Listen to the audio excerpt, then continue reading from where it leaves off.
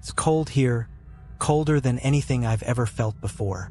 They say Alaska is the last frontier, but what they don't tell you is that there's something far darker out there. I'm lucky to be here today, but I've seen things I can't forget. I never thought I'd be the one telling this story, but here I am. If you're listening, I just need you to understand that this is real. Everything I'm about to tell you, it happened, and it almost cost me my life.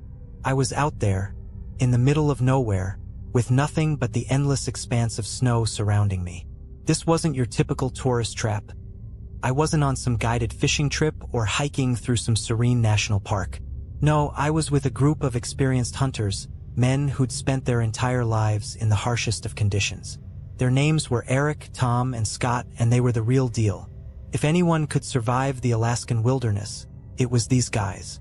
But we made a mistake. We shouldn't have gone out there. It was just supposed to be a quick hunting trip.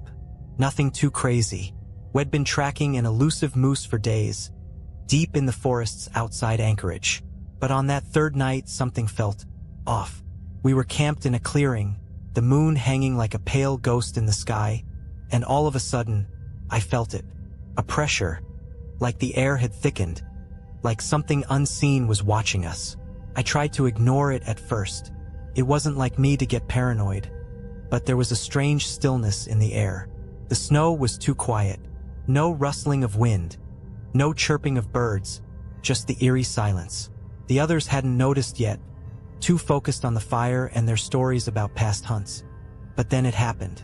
A sound, faint at first, then growing louder. A slow, deliberate crunching of snow, like something big was moving through the woods. "Did you hear that?" I asked, my voice coming out harsher than I intended. Scott paused, his hand halfway to his beer, and his eyes darted toward the edge of the trees. Eric and Tom stopped talking too, the atmosphere shifting from casual to tense in an instant. "It's probably just a bear or a moose," Eric said, shrugging it off. But it wasn't. The sound was too methodical, too deliberate. It wasn't an animal, at least not one we were familiar with. Then we saw it. A figure, tall, thin, almost skeletal, standing at the edge of the clearing.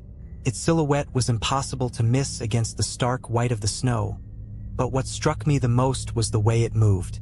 It was jerky, unnatural, like it was being pulled by strings, its limbs too long for its body. And the face, I'll never forget the face.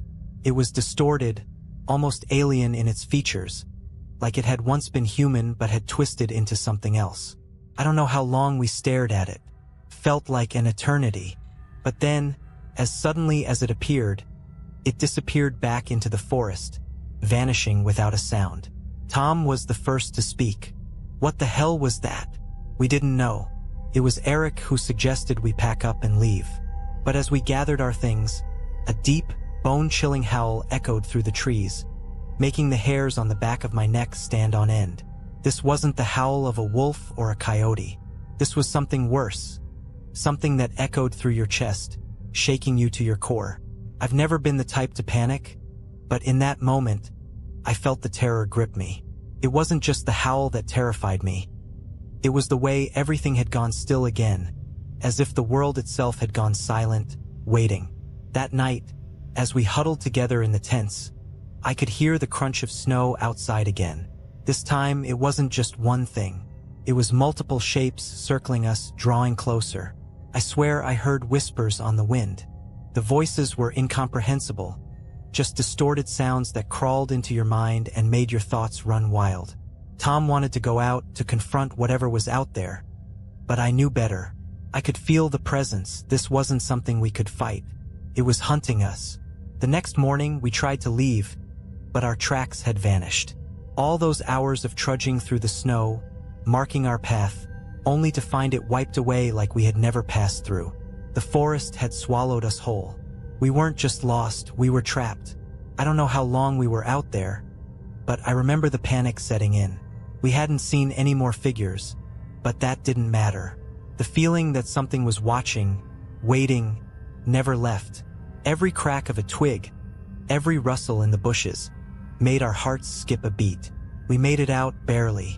By the time we stumbled back to civilization, I was covered in frostbite, half dead from hunger and exhaustion. I never spoke to Tom or Scott again. Eric didn't make it back. They found his body a week later, in the exact spot where we'd last seen that thing. But it wasn't just his body that was found. His eyes, they were wide open, frozen in terror. But the worst part? There were no tracks leading to him. It was as if whatever had killed him had just appeared out of thin air. I don't know what we encountered out there, but I know one thing for sure. It was waiting for us. And it's still out there, somewhere in the Alaskan wilderness, waiting for the next group of fools to wander into its domain. If you ever go to Alaska, remember this story. Stay on the path. Never stray from the group. Because once you hear that howl, you may not make it out alive. The last thing I remember is the sound of the wind carrying something with it. Whispers, maybe, or something else. But I'll never forget it. I survived, but not without a price. Now, every time I close my eyes, I hear that howl again. I thought I could leave it behind. I really did. For months after we made it back to Anchorage, I tried to convince myself that what happened in those woods was just some bizarre, shared hallucination. Maybe it was the isolation, the exhaustion, or the sheer terror that made our minds play tricks on us. But as the months wore on, I began to realize something. I hadn't truly escaped. Started small. A nightmare here, a lingering sensation there, like I was being followed. But it wasn't until I received a call that I knew something wasn't right. It was late, maybe 2 or 3 in the morning.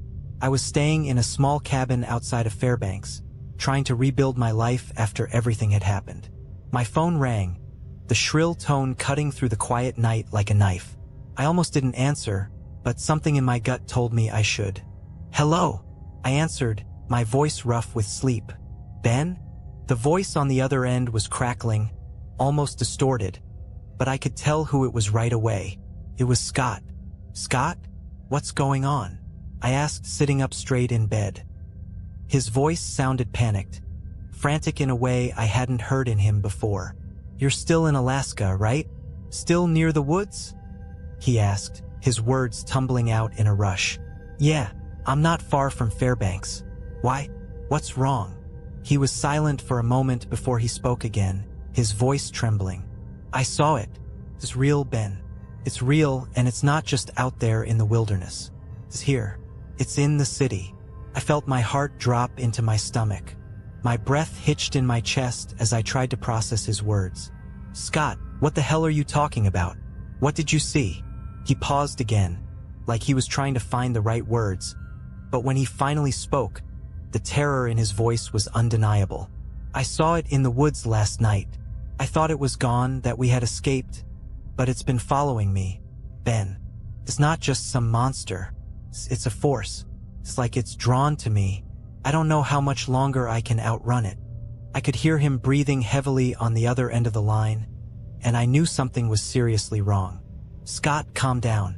You need to tell me exactly what happened. Where are you?" "I'm in my house," he said, his voice shaking. "But I'm not alone, Ben. I'm not alone." Suddenly, the line went dead. I sat there, staring at the phone in my hand, numb with disbelief. I didn't know what to think. I had lived through it, but hearing Scott's panic, hearing his terror, made me feel like I was right back there, lost in those woods again. The same haunting feeling settled into my chest. Something was still out there. I grabbed my coat and rushed out of the cabin. I didn't know what I was going to find, but I knew I couldn't ignore it any longer. My feet barely touched the ground as I drove toward Scott's place in a daze. The snow was falling heavily, and the headlights of my truck cut through the blizzard like a knife through fog. It took me nearly 2 hours to get to his house. By the time I pulled up to the cabin, the place was dark. Too dark. No lights. No movement. I stepped out of the truck, the cold air biting into my skin, and walked to the front door. It was ajar just slightly, as if someone had left it that way in a hurry. My heart pounded in my chest as I pushed the door open, the old wood creaking under the pressure. "Scott," I called, my voice echoing in the silence. No answer. I stepped further into the cabin, the smell of stale air and something metallic filling my nostrils.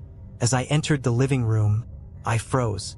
The entire room was covered in deep red streaks, as if someone had painted the walls with blood. But it wasn't the blood that caught my attention. It was the figure standing in the corner of the room. It was tall, too tall, with limbs that were bent at unnatural angles. Its face was a twisted nightmare of sharp angles and black, hollow eyes, staring straight at me. The thing didn't move at first, but I could feel its presence, suffocating the air around me. Then it made a sound, a low, guttural hum, almost like a song. But it wasn't a song of peace. It was something darker, something older. I backed away, my mind racing. "Scott!" I screamed, but there was no answer. The thing took a step forward, its long, unnerving arms reaching toward me. I ran, heart pounding in my chest, but as I reached the door, I turned back to see it standing there, just watching me. And then it spoke. "I'm not finished with you." The words weren't spoken aloud. They echoed in my mind, vibrating through my skull like a warning. The cold air seemed to freeze in place around me, and I knew in that moment that whatever this thing was, it was after more than just us. I ran out of the cabin, stumbling through the snow, not looking back until I reached my truck. I didn't know if Scott was alive or dead, and in some twisted way I didn't want to know. What I did know was that the creature from the woods wasn't just a thing that lived in the forest. It had followed us here. It had followed me. It's still out there somewhere waiting. And I don't think it's done with me yet. I don't know why I'm still here. I should have left. I should have packed up everything and gotten out of Alaska for good. But something, maybe it's guilt, maybe it's some twisted form of unfinished business, keeps me here. Every time I think about leaving, I hear that whisper. It's not a voice. It's the wind, but it feels like a voice. It feels like it's calling my name. It's the same voice I heard in the woods that night, the one that never left my thoughts. And I know deep down that it's still out there waiting. After what happened at Scott's cabin, I didn't go to the police. Couldn't. I didn't know what to say. How do you explain something like that to people who would never believe you? Who would laugh and dismiss it as some wild hallucination from too much time in the wilderness? So I kept it to myself, tried to move on, tried to convince myself that I was the only one left to carry the weight of what we'd seen. But then came the phone call. It was about 3 weeks later, the dead of winter. The days were short, and the nights felt endless. I was sitting in a diner in Fairbanks, nursing a cup of coffee and trying to pretend I wasn't haunted by the things I'd witnessed. The storm outside howled against the windows, but I barely noticed anymore. The storm inside me was far worse. That's when my phone rang again. I froze. It was a number I didn't recognize, but something in my gut told me to pick up. "Hello." I answered, my voice shaky, though I didn't know why. "Ben." It was Eric's voice. I hadn't heard from Eric since we'd left the wilderness. After everything that happened, he'd gone back to his family in the lower 48. He had stopped returning my calls, and I'd figured he wanted to forget about it all, just like everyone else. But here he was calling me after all this time. "Eric? What's going on?" I asked, trying to keep the panic out of my voice. Ben, I don't know how to say this, but..." Eric's voice cracked, and for the first time since I'd known him, I heard fear in his tone. It made my blood run cold. "It's back. It found me." I felt the weight of his words settle in my chest like a stone. "What are you talking about?" I asked, my voice barely above a whisper. "I didn't want to tell you," he continued, his voice barely audible. "But it's been following me too. I thought I could outrun it, but it's everywhere now. It's in my house, it's in my dreams. I don't know how much longer I can keep this up. I can feel it getting closer. I think... God, Ben, I think it wants to take me next." I could barely breathe. The same thing, the same horrifying thing that had stalked us in the Alaskan woods, was now tormenting Eric. It was no longer confined to the wilderness. It was everywhere, and it was getting closer. "I'm coming to you," I said without thinking. I didn't know how, but I knew I couldn't let him face this alone. "No," Eric gasped, his voice strained. "Don't come here. You don't understand. You don't know what it's like when it gets close. You won't survive it, Ben. I just wanted to warn you. You can't escape it. It's not just in the woods. It's in everything now. It's in your mind. It knows who you are. His words made my skin crawl, but there was something in them that broke through my panic. A deep, almost desperate plea. What do you mean? I asked, my heart pounding in my chest. I don't know how to explain it, he said, his voice shaking with fear.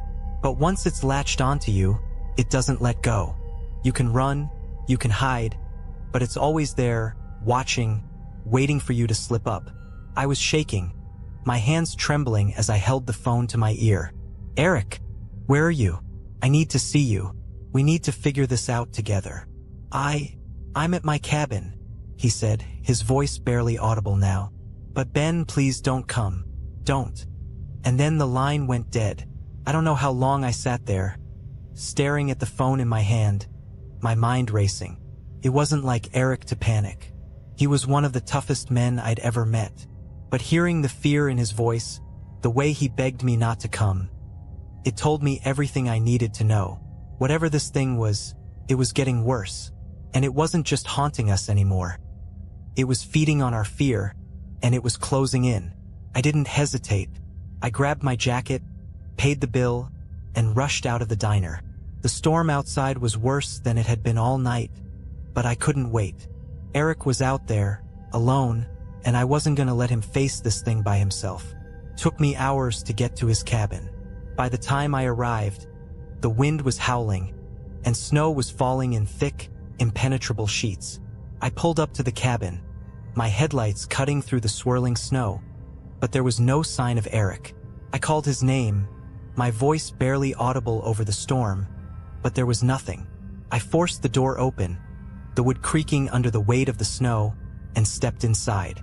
The place was dark, except for a small candle burning in the corner. It flickered weakly, casting eerie shadows across the room. The air was thick, too thick, like it was filled with something unnatural. And then I saw it. At the far end of the cabin, standing by the window, was a figure. Tall, thin, unmistakable. It was the same thing I'd seen in the woods, the same thing that had stalked us. It wasn't just watching me, it was waiting.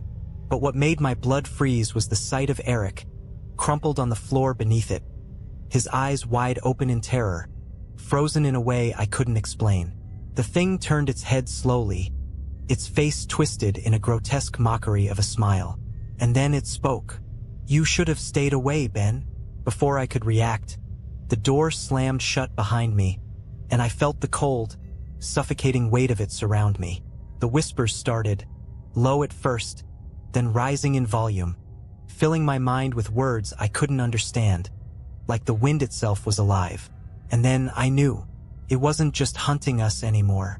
It was consuming us, and it was going to take us all. I don't know how much time passed after the thing spoke.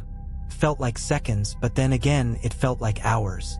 All I could hear was the sharp, oppressive sound of my own breathing, mixed with the unnerving hum coming from that thing, standing just a few feet away, its form stretching unnaturally against the flickering candlelight. Its hollow eyes pierced into me, empty voids that seemed to know everything about me, things I hadn't even remembered myself. I could barely move. My body had frozen, not from the cold but from the terror that gripped every inch of me. My legs were heavy, like they were made of lead, and my arms hung useless at my sides, as if the very act of reaching for something, anything, would have been futile. All I could do was stare at the thing, helpless. It wasn't just watching me anymore. It was studying me, as if deciding whether I was worth the effort of tormenting further. The cabin felt smaller, suffocating, the air thick and bitter. The wind howled outside, but in here, there was only silence. A deafening, oppressive silence. Then I heard it. The sound of Eric's voice, weak, raspy, barely a whisper. Ben, get out. It's not too late. I turned my head, finally finding the strength to look at him, lying on the floor. His face was pale, eyes wide open but empty, staring at something beyond me, as if he were already lost to whatever this thing was. He didn't seem to be breathing. I knew then. Eric was already gone. The thing moved then, stepping closer. Each movement was slow, deliberate, and I could hear the soft creaking of its bones as if they were made of wood. It stopped in front of me, and I could feel its presence invade every corner of my mind. "I told you not to come," it said again, its voice a whisper and a scream at the same time.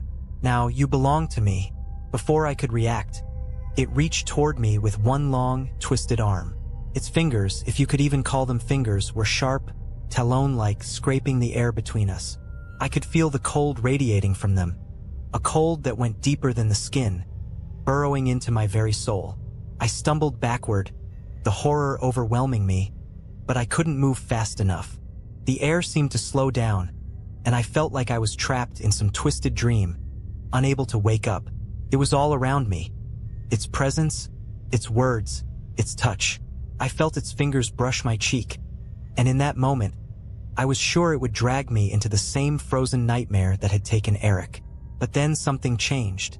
I don't know how or why, but the pain, the suffocating weight of the thing's touch, faded. I don't know if it was my will to survive or something else entirely, but I managed to break free. I bolted toward the door, every step heavier than the last, the darkness closing in around me, whispering in my ears, urging me to stay, to give in. But I couldn't stop. I had to get out. I had to survive. I didn't look back as I ran, crashing through the snow, the storm battering me from every side. I could feel it, though, the pull of it, the weight of its presence still lingering in the air, chasing me even though I was miles away from that cursed cabin. I don't know how I managed to make it back to my truck.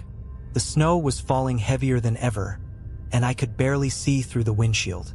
I slammed the door shut, locked it, and started the engine. I shouldn't have looked back, but I did. The cabin was gone. There was nothing left but the storm, the swirling white madness of it. The wind screamed like a living thing, howling its fury into the void. But through the blizzard, I could make out a figure standing by the road, just barely visible, its form bent and broken. The same twisted thing. I don't know how it followed me. I don't know how it found me in the storm, but it did. It was always there, waiting, watching. As I drove, I felt its presence following me, not in the truck, but in my mind.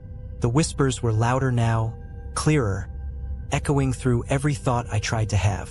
It was inescapable. I kept my eyes on the road, the world a blur of white. I drove for what felt like hours, the fear gnawing at my mind. I couldn't think straight. I couldn't breathe without feeling its weight on my chest. The thing had followed me, and no matter how far I went, no matter where I ran, it would always be there, just out of sight, watching. By the time I reached the nearest town, I was too far gone. I had seen too much, felt too much, and I knew, deep in my bones, that it wasn't over. It would never be over.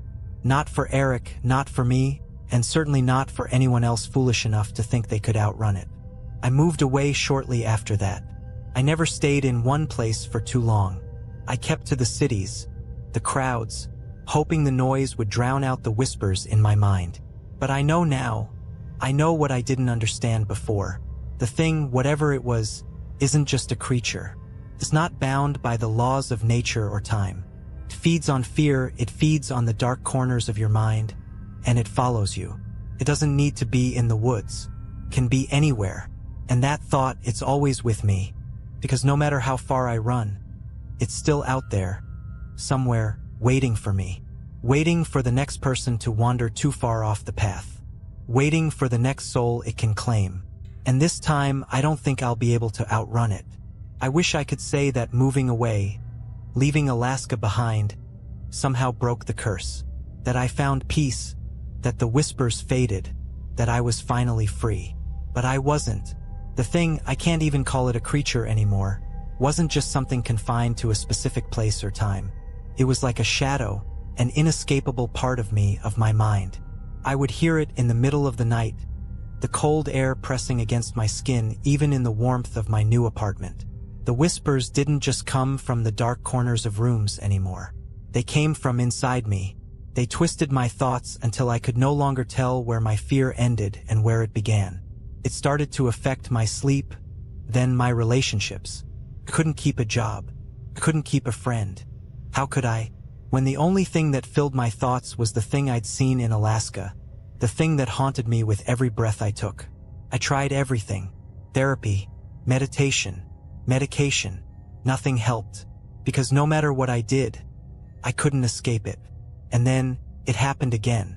It had been a year since I'd left Alaska, and I thought I was getting better.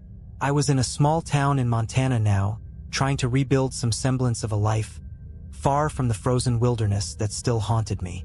I was in a small apartment above a local diner, just another stranger trying to outrun his past.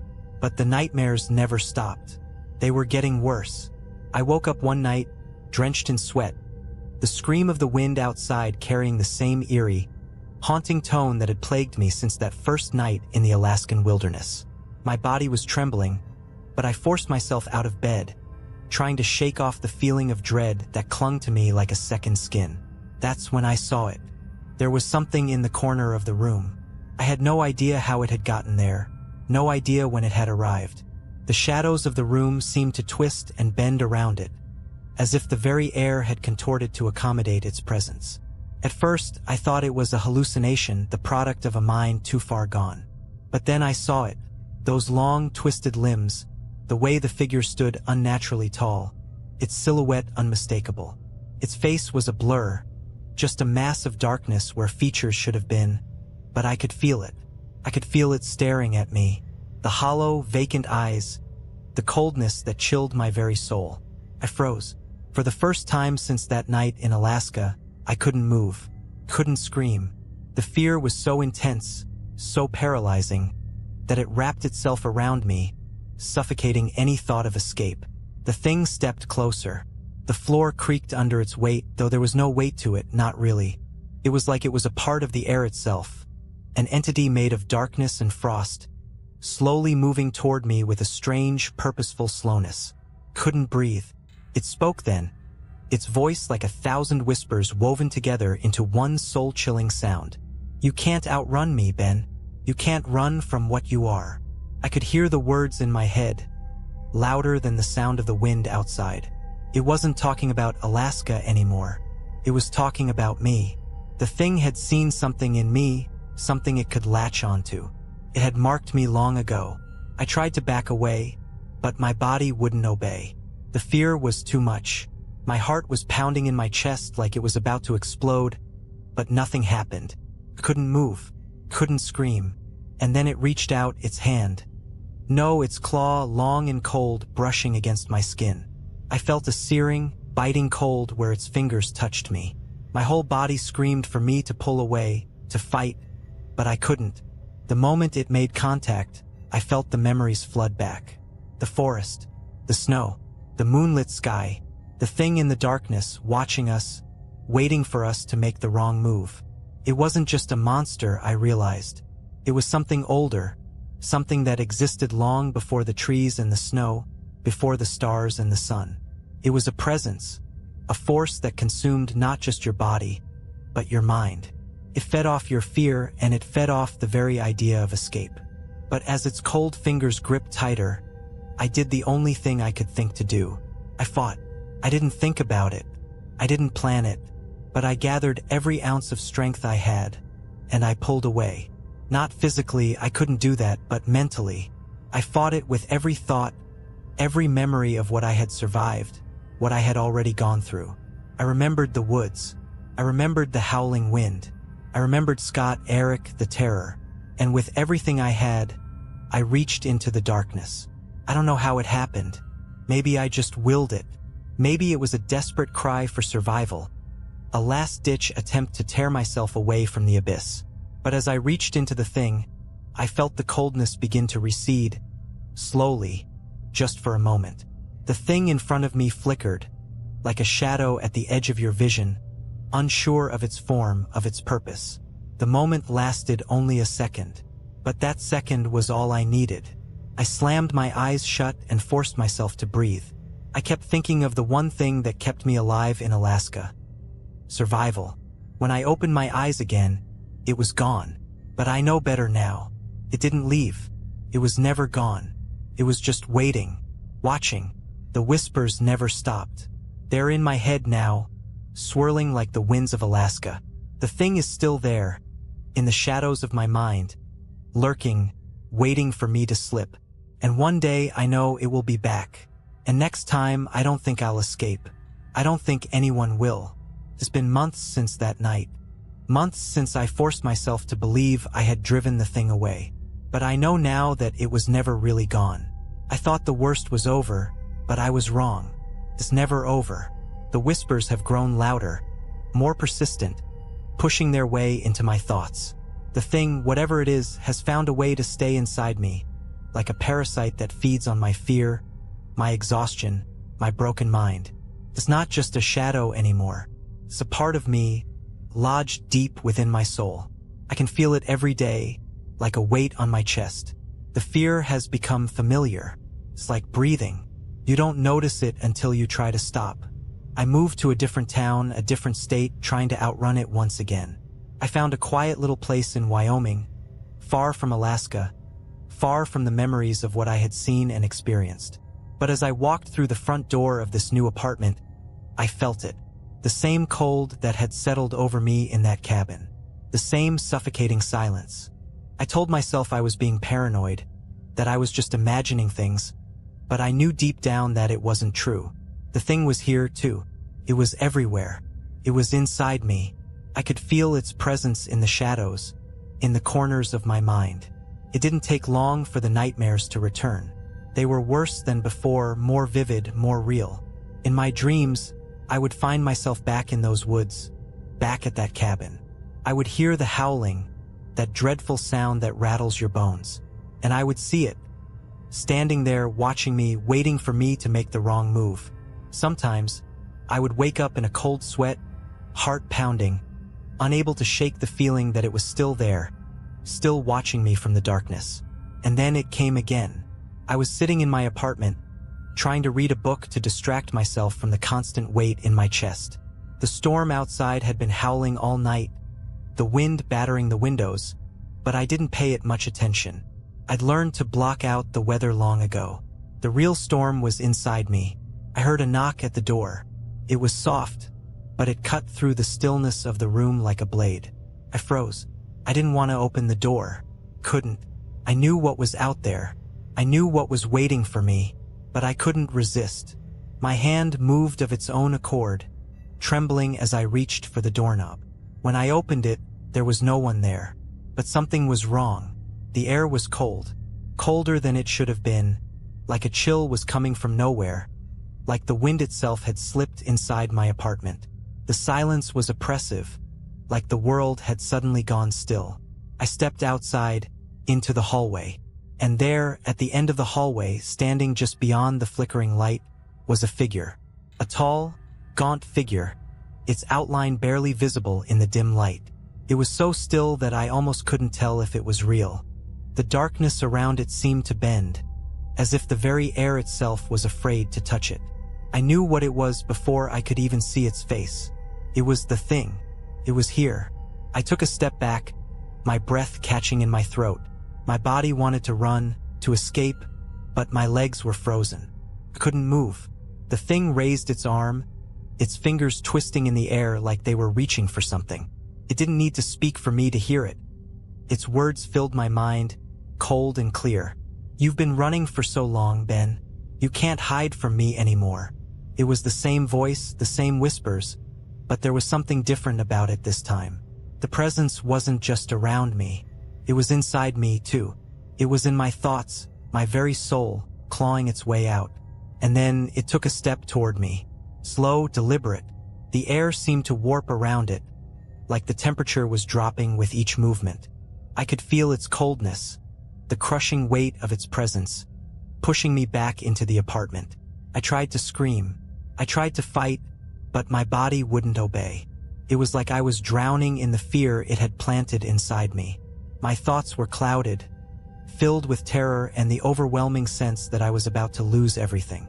I was losing myself. And then I saw something.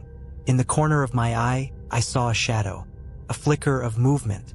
It was small at first, but it grew, taking shape, becoming something real. I couldn't process it at first. I thought I was hallucinating, seeing things that weren't there. But then I realized what I was seeing. It was the figure of a man. It was Eric. He was standing there, just outside the apartment, his eyes wide open, staring at me with that same frozen look he had when they found him. His body was pale, his skin stretched tight over his bones. He was dead, but there he was, standing in front of me, like he had never left. I tried to call out to him, but no words came. My throat was tight, suffocated by the weight of the fear that gripped me. And then, Eric's voice echoed in my mind. It wasn't him. It wasn't his voice. It was the thing speaking through him. "You can't escape, Ben," it said, its voice seeping through every thought, every breath.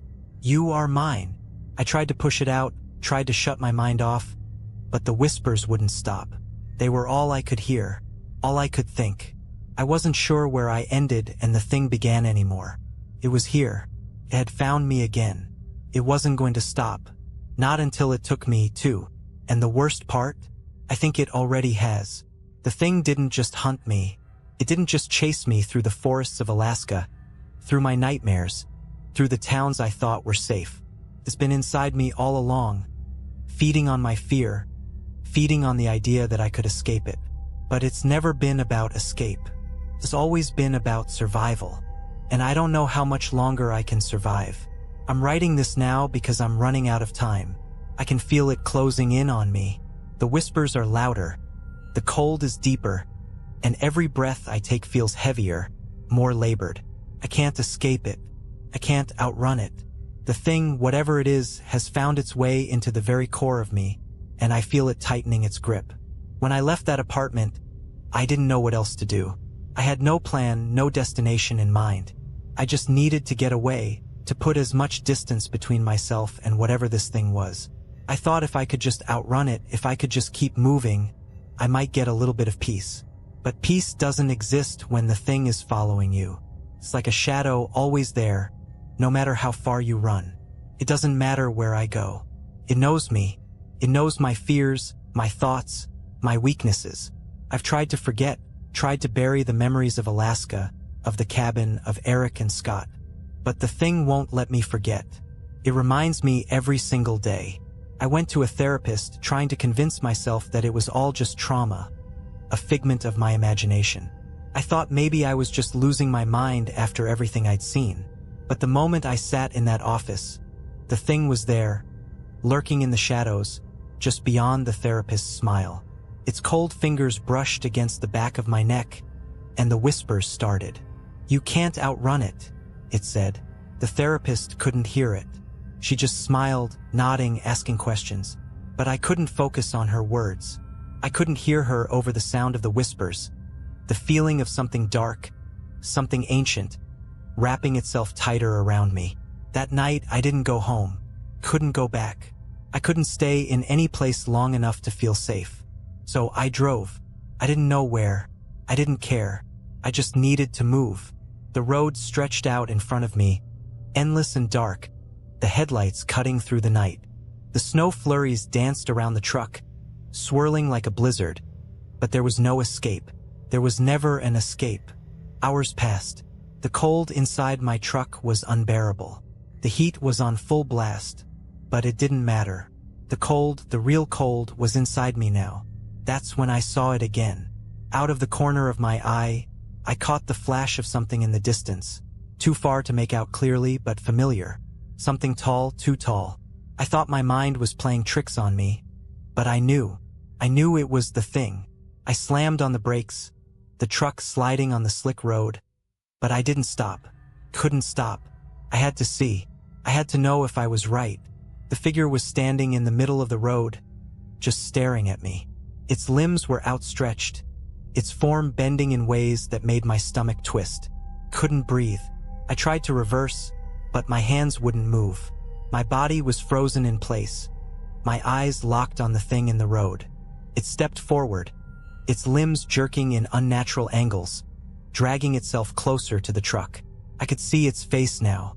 Its hollow eyes stared at me, cold and vacant. Its mouth didn't move, but the whispers filled my head. "You'll never escape," it said, its voice seeping into my thoughts, making everything else fade away.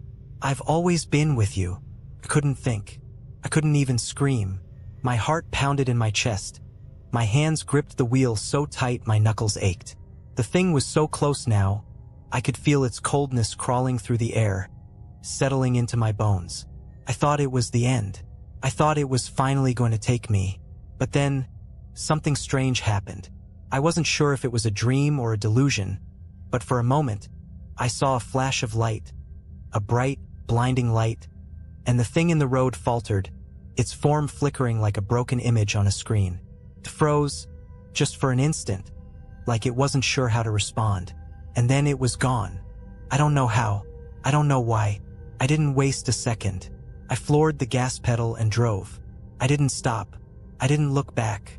I haven't stopped since. I'm not sure where I am anymore. I don't know where I'm going, but I can feel it. The thing is still here, still with me, lurking in my mind, waiting for me to slip. It's still out there, somewhere in the shadows. I'm not sure how much longer I can keep running. The exhaustion is starting to catch up to me. The whispers are getting louder, more insistent, and I can't escape them. But the worst part? I don't think I want to anymore. The thing isn't just a force of fear. It's a part of me now. It's inside me. It's inside my soul. It feeds on my terror, on my thoughts, on my every move. I don't think it will ever leave, and I don't think I can survive without it. I'm writing this, hoping that somehow, someone will read this, that someone will know what happened. But I fear it's too late. I fear the thing has already taken me. And if you're reading this, know one thing. It's still out there. And it's waiting. I don't know how much longer I can hold onto my mind. Writing this is the last tether I have left to reality. The thing is closer now, closer than it's ever been, and I can feel it growing stronger. The whispers are constant, the cold relentless. I can't escape it no matter how hard I try, no matter how far I run. It's always there, inside me, creeping into my thoughts. I thought that by leaving everything behind, by driving away, running away from the places that haunted me, I could start over. I could outrun it. I could find some peace. But I was wrong. The first time it truly hit me that I couldn't outrun it anymore was when I stopped.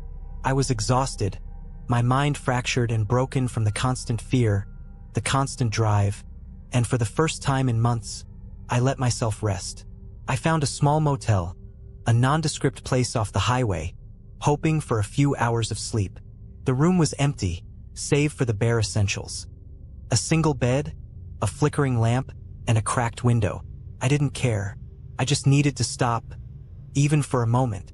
The air inside the room felt heavy, thick with the same suffocating cold that had followed me across the country. But I told myself it was just the winter chill creeping in through the walls. I laid down on the bed, my eyes closing in an attempt to silence the relentless pounding of my heart. But the moment I closed them, I saw it again. It wasn't just the thing, it was the place, the forest. The trees were towering, their branches twisted and warped. The snow beneath my feet was deeper than it had ever been. I could hear the wind howling, the world around me moving in a slow, surreal motion, like I was trapped in some terrible dream. And there it was, standing in the distance, watching me. The thing. Its form stretched tall and skeletal, its black eyes glaring through the darkness. I tried to turn away, tried to run, but my legs wouldn't move. I was frozen in place, unable to escape its gaze. The thing didn't speak, but I heard its voice in my head, clearer than ever. "You'll never leave." The words rattled through my mind like a physical blow. I could feel its cold, bitter presence seeping into every thought, every breath, every nerve. It was suffocating me. It wasn't just the cold of the room now. It was the cold of its touch, freezing every part of me from the inside out. I woke up in a cold sweat, gasping for air, my body trembling. The room was still dark, the only sound the beating of my heart in my ears. But I knew the thing wasn't just in my dreams anymore. It was in my head. It had always been there. I can't escape it.